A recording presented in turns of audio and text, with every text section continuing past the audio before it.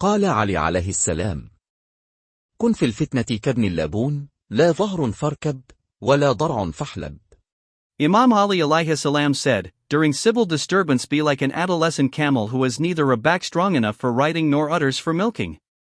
Laban means a milch camel and Ibn Laban means its 2-year-old young. In this age the young is neither suitable for riding nor does it has udders which could be milked.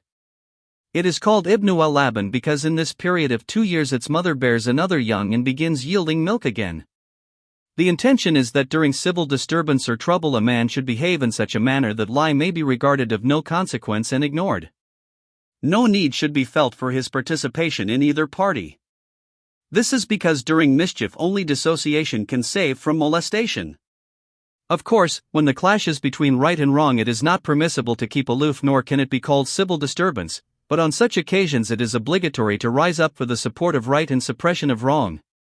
For example, during the battles of Jamal and Ifnit it was obligatory to support the right and to fight against the wrong.